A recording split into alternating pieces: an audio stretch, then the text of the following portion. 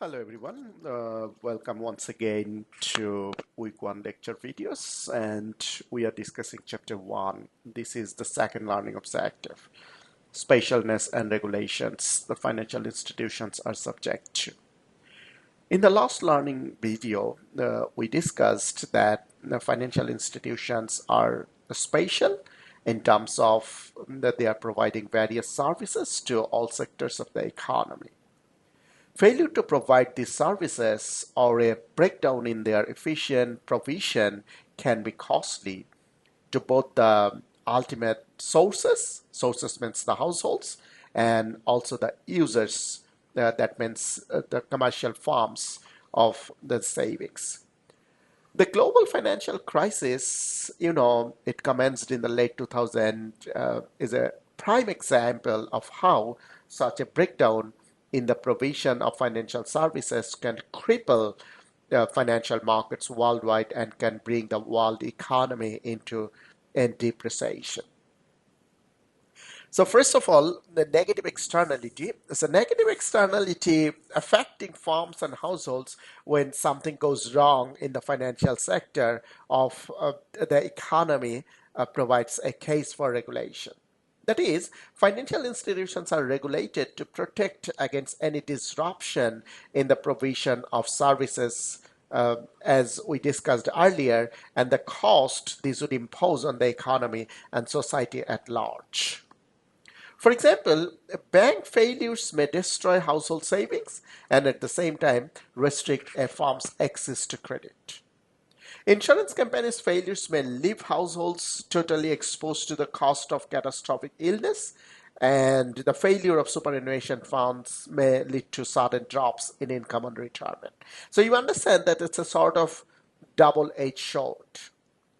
Further, the individual financial institutions' failure may create doubts in savers' minds regarding the stability and solvency of financial institutions in general and cause panics and possibly runs on the sound financial institutions.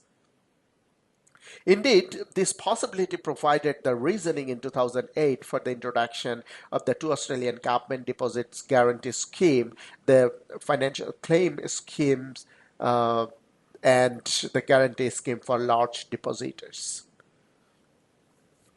Now, you understand that although regulations may be socially beneficial, it also imposes private cost or a regulatory burden on individual financial institutions, owners, and managers. For example, the Australian Prudential Regulatory Authority, that's known as APRA, sets a limit of 25% of the capital of an authorized depository institutions for any credit exposure to any individual borrower, even though the loan may have a positive net present value to the bank. So which means that a financial institution in Australia cannot lend more than 25% of its capital to a single borrower. You understand the reason of this regulation. Since a financial institution cannot provide more than 25%, it actually reduces, it's called single borrower exposure to the bank.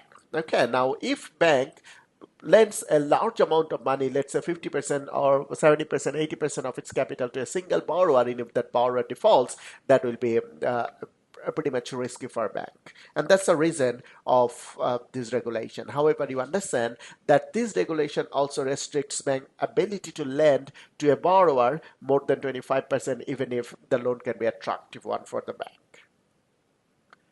So you understand that regulation is an attempt to enhance the social welfare benefits and mitigate the social cost of provision of financial services, but at the same time it imposes the cost. The private cost of regulation relative to its private benefits for the producer of financial services is known as net regulatory burden.